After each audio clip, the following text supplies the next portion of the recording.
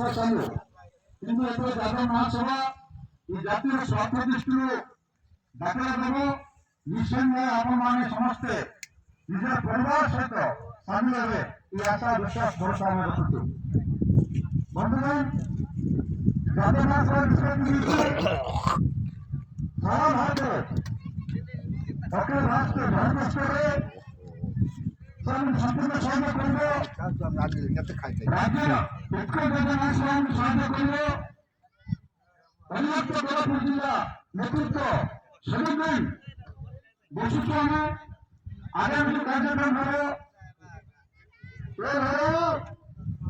ଏ ସମୟରେ ଯଦି ଆମେ ସଫଳ ହେବନି ଆଗାମୀ ଦିନ ଆମକୁ ହକ ଅଧିକାର ଗୁଡ଼ିକ ସଫଳ ହେଇପାରିବ ନାହିଁ।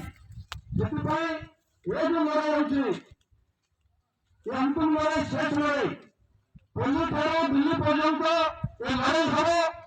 ଏ ଲଢ଼ାଇରେ ଆମେ ସମସ୍ତେ ସୈନିକ ହବା ନିଶ୍ଚିତ ଭାବରେ ଆମର ବିଜୟ ହବ। ଆଉ ଯାହା ସୁଫଳ ମିଳିବ